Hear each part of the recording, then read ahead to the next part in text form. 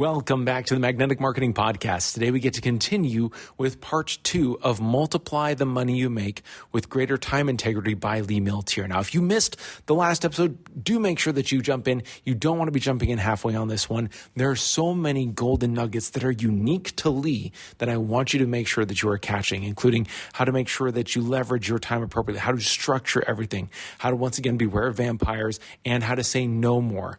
All those things are really, really helpful. And if nothing else, a really good reminder in order to make sure that you are leveraging your time as best as possible. Now, in today's episode, part 2, we're going to talk about 11 ways to be able to take your power back and to be able to control your time, including how to actually take the time to work on your business. When do you do that? And how do you schedule that into your already ridiculously busy schedule? That is what we're going to be learning today from Lee Milteer in part 2 of Multiply the Money You Make with Greater Time and Integrity. Let's listen in. I don't think there's anybody that has had a bigger impact in the field of direct response than Dan Kennedy. The legend of Dan Kennedy should be ignored at your own peril. They're not really lessons, they're kind of laws that you live by. Dan opened my eyes to what small business marketing looks like. Dan teaches strategic direct response that is timeless. His ripple effect touches people who don't even know his name. The world as we know it was changed because Dan Kennedy became obsessed with marketing. Welcome to the Magnetic Marketing Podcast with your host, Dan Kennedy. All right, let's talk about some protocols from the completely overworked entrepreneur. Remember, the number one reason you are in business is to make money and be successful. And it's really great to be green and to save the world and all those things. Those are very admirable things. But are they feeding your children? Are they putting money in the bank? Are they doing the things that you need to have done? Make a list and a schedule. Everybody has to have lists and schedules. And most entrepreneurs that I have coached, even really successful ones, start to fudge on that. They start to just play by the seat of their pants. You have to make a budget, too. How many of you make budgets with every project? Ooh, not enough hands here. Do you want to talk about stress? You don't make budgets and a clear boundary of you're going to spend so much money to bring a product or a service to market. One, you're going to way overspend and you're usually doomed. You see, if you don't have a very clear boundary, you're going to get stressed. The other great thing about making a budget is we are good negotiators. One of the best negotiation strategy there is with anybody everywhere is for you to have a very clear budget. When you have a budget and somebody's now quoting you something that's over what you have aligned for that particular thing, all you have to do is tell the truth. It's way over my budget. I'll have to talk to somebody else. That is a great negotiating tool. People now know where you stand. So I highly recommend that when you create structure in your life, you actually start creating that structure with dollars also. Also take advantage of your own natural time rhythms. Everybody has different ones. And by the way, they change. So you might have been a morning person, and if in a few years later, you might find the best creative time you have is late at night. But you, as an entrepreneur, if you don't have protocols, here's what happened. Let's just take the morning. So this is the best time for me. I get up in the morning. I usually get up between 4:45 in the morning and 6 a.m. I wake up early. My brain cuts on. Once the brain cuts on and I'm thinking, I just will get up. There's no phones, there's no staff, there's usually no husband, there's the dog and the cat running around, and I go down, have my coffee, and I journal a lot in the morning because it allows me to think clearly and write out my thoughts and get very clear about what I want to do. But I also get to sit there and create how I'm going to script my day, how I'm going to use my time. And from about 9 o'clock in the morning till 10:30, I have a timer on my desk. I have the Millionaire Smarts program. It's a done-for-you coaching program. And I create a massive amount of reports and stuff for my clients. And I have to write those. And I don't let anything stop me from writing those. So I put the timer on, and when the timer goes off, I know I can take a break. Now, this is training. Now, in the beginning, I kind of rebelled about it, and I didn't want to do that. But once I started doing that, it allowed me to be creative faster because we train our brain. Now, how I learned this is My first book is called Success is an Inside Job. And, my first book is called Think and Feel Rich. And so what happened is that I hired this coach to help me write. And every morning I would talk to her at 6:30 and I would have to fax her what I had written. If I hadn't written anything, she got no fax. I had to pay her one way or the other. But she trained me as a writing coach that it was very easy to train the brain, that anything you do habitually at the same time, your brain starts to expect. So if you drink coffee at the same time every day, your brain is expecting that. If you eat cookies and ice cream every night at the same time, pretty soon your belly wants that. And that it's easy to train yourself to write if you give it a very specific time to do that, and that you will sit there and not wait. By the way, folks, the entrepreneurs who say to me, I'm waiting to be inspired, good luck with that, okay? Maybe that will come, but what's better is sitting your butt down in front of the computer and actually having an outline and actually doing something. So take advantage of when you do that best. Then later on in the afternoon or whenever is good for you, return the calls, do the business stuff. Don't mix the two. Are you aware that if you allow someone to interrupt you when you're doing creative work, that it takes your brain 20 to 30 minutes to go backtrack every single time? So if you're writing or doing something creative or creating copy or doing your marketing stuff and all of a sudden you answer the phone or you let someone interrupt you, what happens is now you've lost your thought. You've lost those gems, those diamonds of thoughts. So you value, this is all about self-esteem, folks. This is all about value. How much do you value yourself? Because apparently a lot of you value other people much more than you value yourself, or you wouldn't let people interrupt you. Drop dead deadlines. The only reason we get anything done is there's a deadline, right? But again, most people don't have drop dead deadlines, nor do they have what I call when the rubber hits the road, preparation time. 5 minutes of preparation absolutely can be an amazing amount of thing. But what we do is we get this great idea, and then we take off. And most of the entrepreneurs that I coach and I work with and I observe, I use horses as examples a lot because I have horses, and Dan and I have that in common. If you're in a race and you're trying to win the race, obviously you're on a horse. You don't, in the middle of the race, switch horses. And the reason that so many entrepreneurs can never get any traction in life is they're always switching horses. They got distracted by a shiny object. They all of a sudden thought of something else that they should be doing instead of sticking to the task at hand and completing that and having a deadline. And the other thing that I want to share with you is that when you have a phone appointment with someone, you should take a 5-minute break after every phone appointment and now do what I call due diligence. Meaning, write down what was supposed to be done. Send to your staff or to your assistants the things that now need to be done. Do not think that you're going to remember it. And if there's one thing we get egg on our faces is that we promise to do something to somebody for a client and then we forget to do it. So I have a 5-minute rule. And I always schedule 5 minutes after every phone appointment and every task. Because that 5 minutes of what I call the rubber hits the road, my little saying, helps me focus my energy on everything that was just said. I also believe that people have selective memory. I make notes on what was agreed, and I'll talk about that a little bit later. Speak up and speak your truth. If you don't tell your staff how you can work and your friends and your family, and by the way, how many of you have relatives who don't really think you do anything? And your friend, how many of you work from home? Okay, you're in the most danger. You know why? Because if your car is parked out front and your neighbors want to come by, they think you're not doing anything. They don't have the capabilities and references in their brain of what you do. And let me explain the word capabilities. Capabilities is that can people absolutely understand the concept of something big? I'm on the flight yesterday to get here, and we see this all the time. Life is full of humor if you just look at it. I'm waiting in line to go to the restroom. It's a long line. And literally, there's a lady standing in front of the bathroom. And for some reason, on the bathroom door, there's this little flappy thing. I have no idea what that is. She's pulling the flappy thing.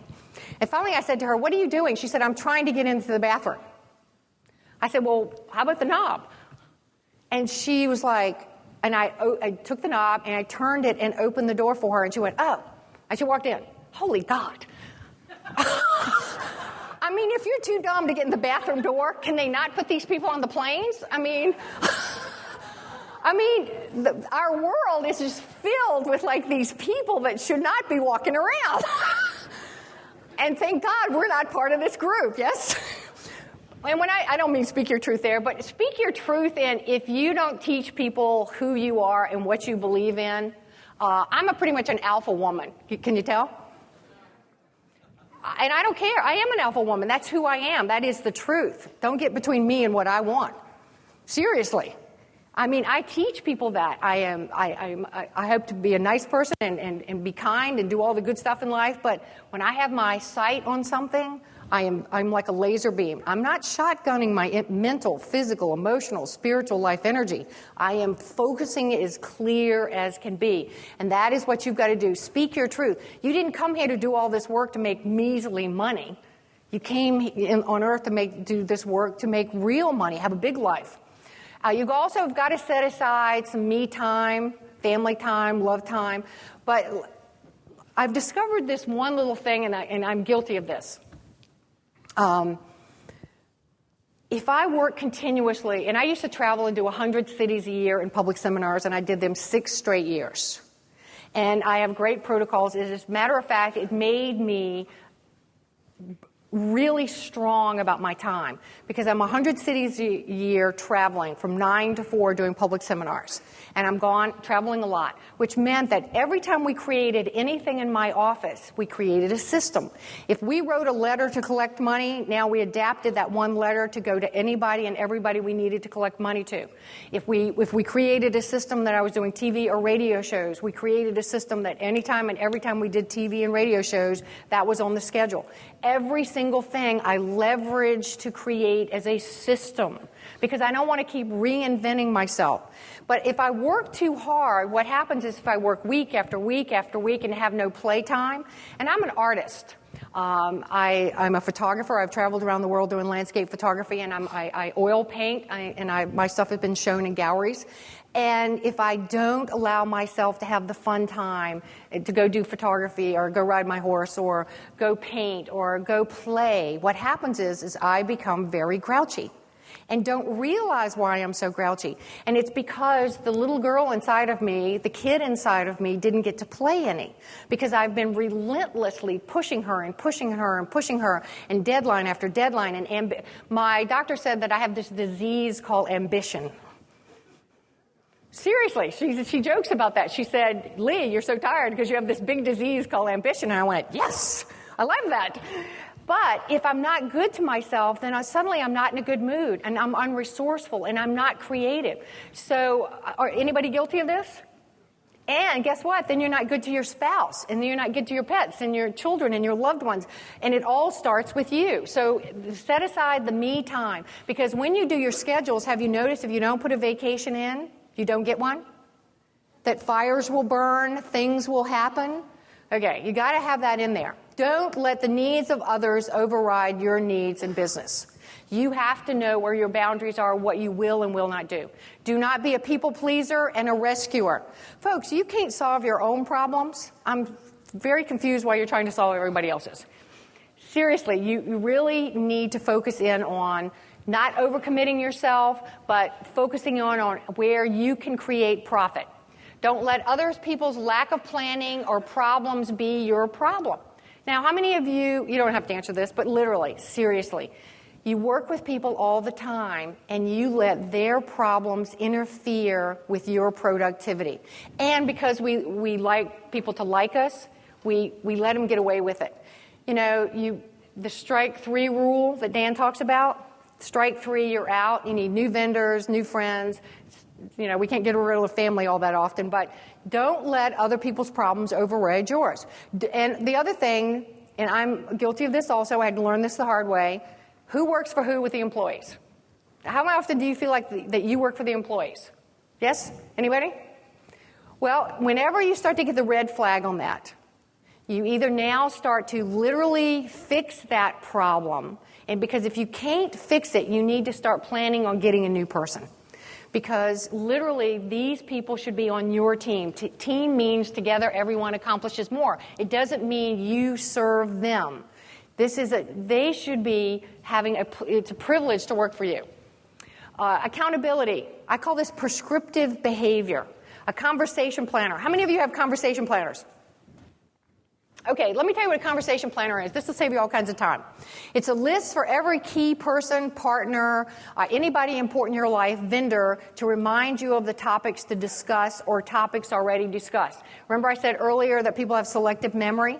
So what I keep is a planner, and there's all these different folders in it, and one's called Dan Kennedy, one's called Bill Glazer, one's called, each person from my staff. I even have one for my husband, who, by the way, was so thrilled I was leaving this weekend. He said, "Oh my God, somebody not walking around asking me what I'm doing." I guess you have to know him. But a conversation planner is one of these brilliant things that you can do. So when you get on the phone with someone, you have all your thoughts right there. So you may not get the chance to talk to them. Bill and I only talk about once a month on the phone. And I'd better have everything I have to talk to him about and get clear about, or I might not get to talk to him for another month. Another thing is displayed thinking list or storyboard. I have an office building, and in my office building I have this beautiful trophy office. So if you come in to meet with me, it's this beautiful office. But my real office is just a regular-looking office, and it's surrounded by bulletin boards and whiteboards. I got rid of all the pictures, anything pretty, who cares? You see, I'm a visual learner. You're visual, auditory, or kinesthetic, and most entrepreneurs tend to be visual. Out of sight, out of mind. Is that true?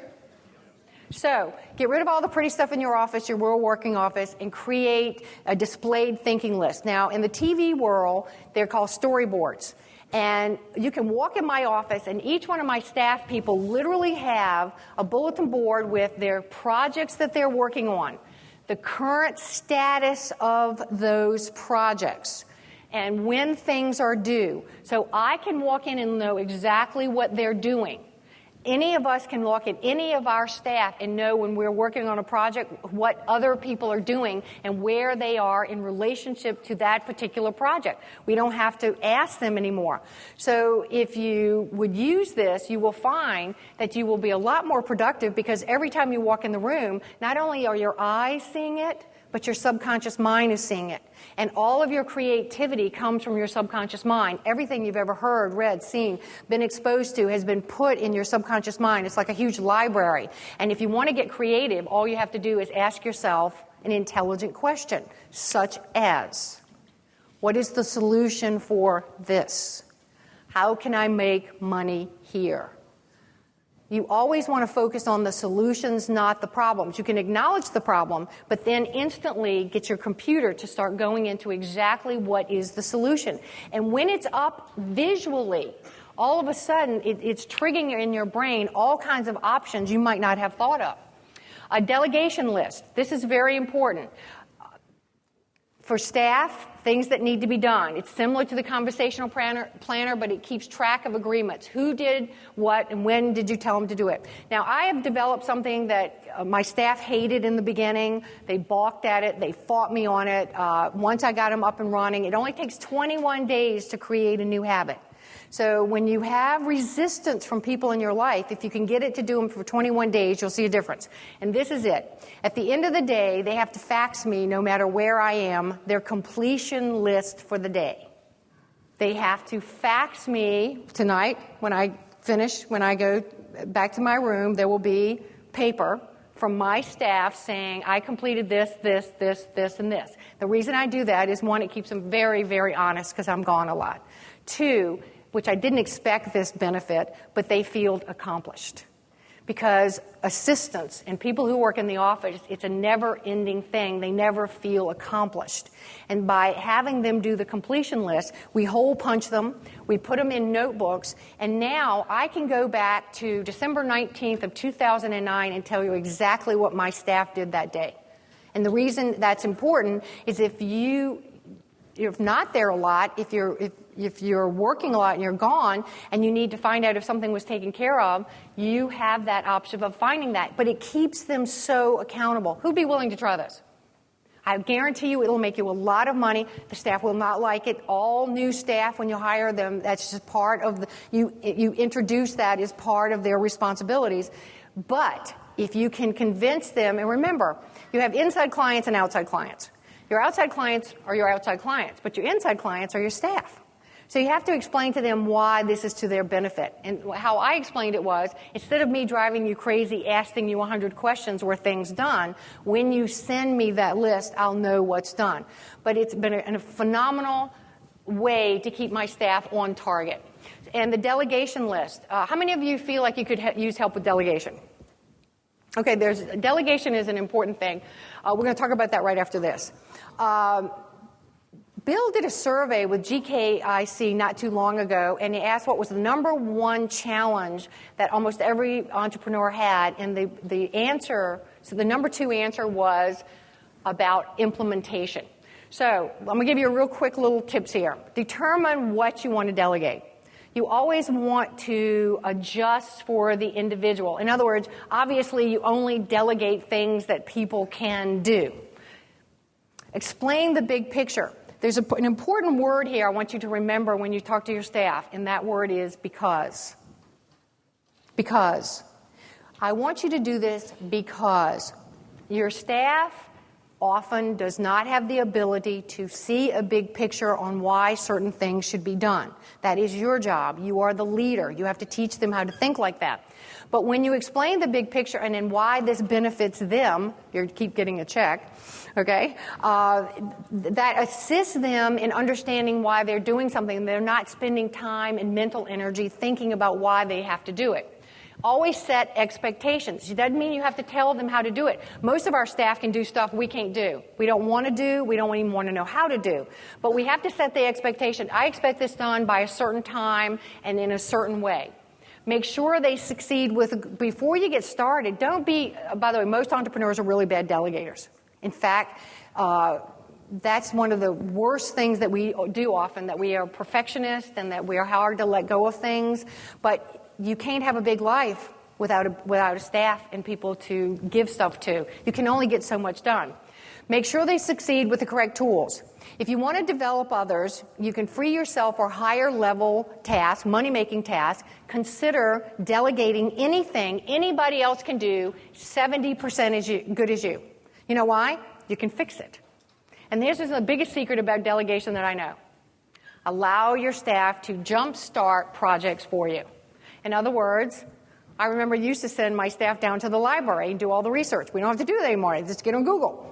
But have my staff gather all the tools that I need, call the people, get the vendor prices. When can I get it? How much it would cost? I can have them have all this done for me, so when I actually sit down and I have blocked the time, I'm going to make a decision. I'm going to pull the trigger on this project or I'm going to kill it. You know, I like quick deaths. I really love quick deaths. If a project is not going to work, I want it to die instantly so I can go on to the next project. But my staff can give me the assistance to be able to make that decision. So, procrastination. Anybody got procrastination problems? Yes? Yes? All right.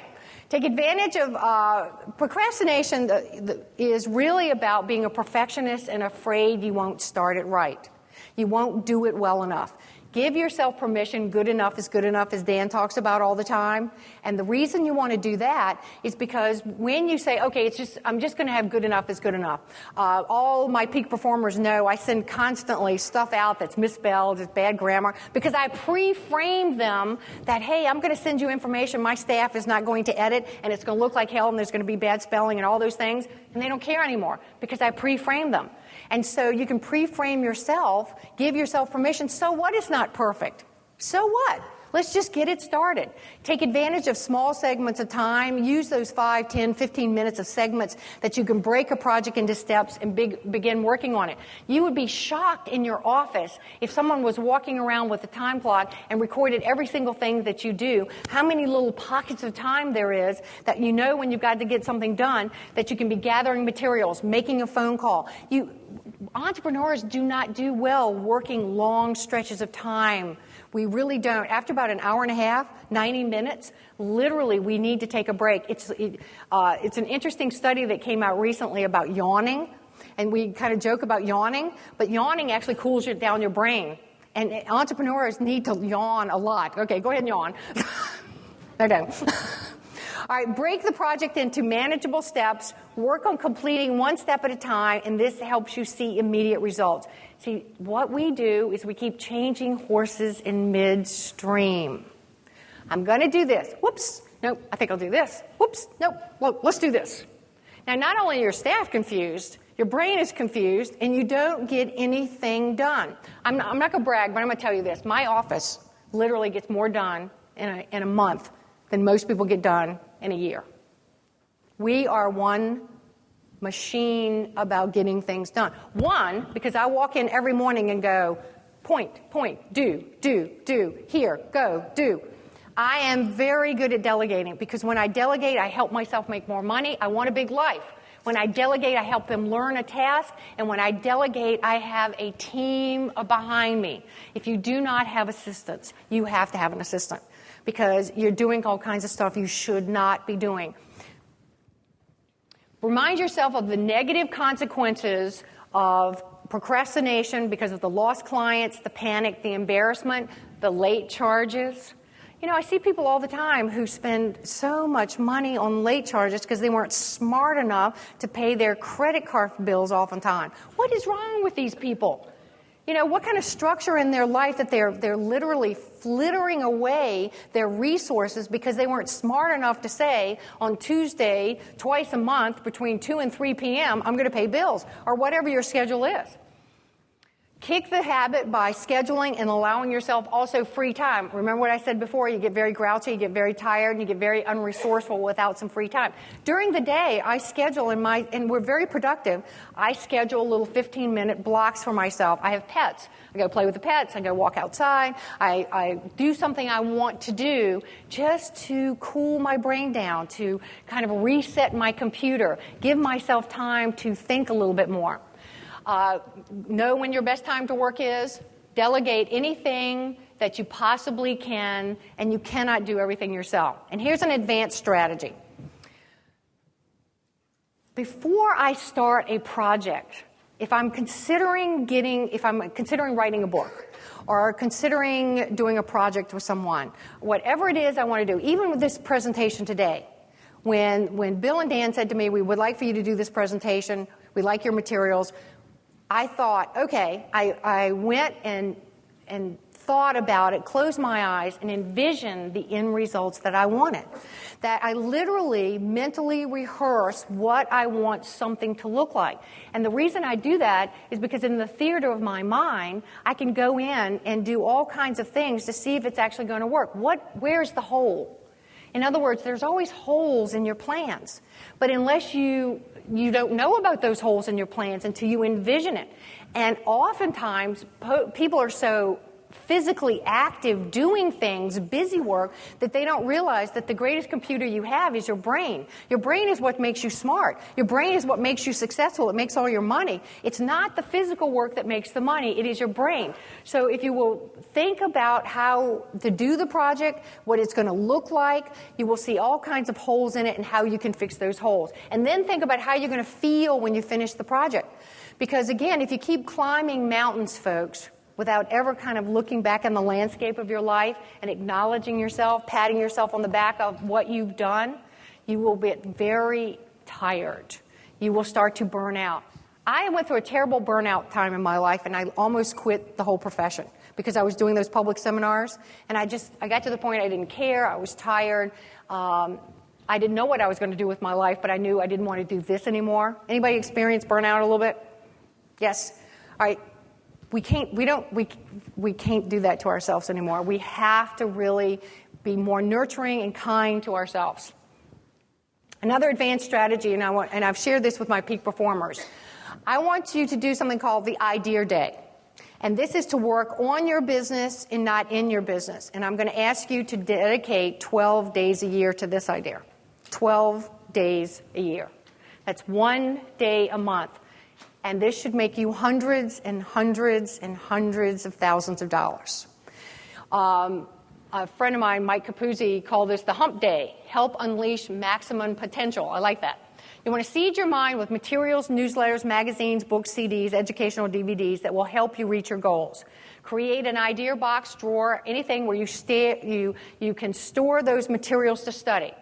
Then what we're going to do is submerge yourself in the environment that's different from your day-to-day activity. And that can be, for me, a hotel room in my own hometown, a friend's house. Never your own house. You can never rest at your own house. And never, never, never, never your office. You cannot do it at your office. You need to be at a place where you are in a different environment. You can do it at the library, but that's still a little bit noisy.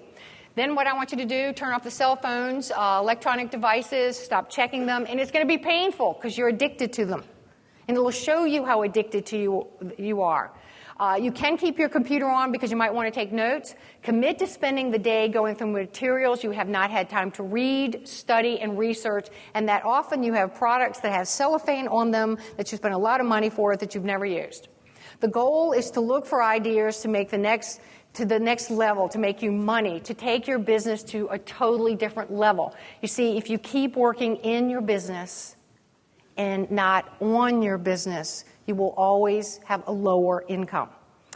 Learners are earners. Does that make sense? Learners are earners. You really have to remember that. Okay, another advantage is how much do you value your time and energy? What is your time worth? How many of you have figured out how much your time is worth per hour? Raise your hand. Very good. Let's just play here, and this is a low figure. But let's say that everybody in this room who is an entrepreneur, their time is worth $200 an hour. Now, and truth is, you're probably worth a lot more than that. So, anything that you can have done less than $200 an hour that you don't enjoy doing, you really should think about outsourcing or having somebody else do. I do not clean my house. One, I'm not very domesticated and that kind of thing. I don't go to the grocery store. I don't do any of those things because I can hire people to do it for a lot less. When I was 23 years old and went into sales, the very first thing I did in my very first paycheck is hire a housekeeper. Once a week, come in, clean my house, because I could take that 6 hours that whenever they clean the house, I could go out and make commission. And I like to make commission. I enjoyed it. If you like to do stuff, that's great, but you have to know what your time is worth. You cannot expect the world to know or even care what your time is worth. So, again, learners are earners. There's a direct link between knowledge and prosperity and ignorance and poverty. I want to tell you how much I appreciate each and every one of you, and I bless you and thank you for being here. Thank you for listening to the Magnetic Marketing Podcast with Dan Kennedy. If you love hearing in on these lost Dan Kennedy talks and speeches and calls, then please let someone else know about this podcast. That's how you can help it to grow. And the more it grows, the more free Dan Kennedy we can bring to you. Also, Dan would love to give you the most incredible free gift ever, designed to help you make maximum money in minimum time. Now, this free gift comes with almost $20,000 in pure money-making information for free just for saying maybe. You can get this gift from Dan right now at nobsletter.com. Not only will you get the $20,000 gift, you're also going to get a subscription to 2 marketing newsletters that will be hand-delivered by the mailman to your mailbox each and every month. One from Dan Kennedy and one from me, Russell Brunson. To get this gift and your subscription, go to nobsletter.com right now.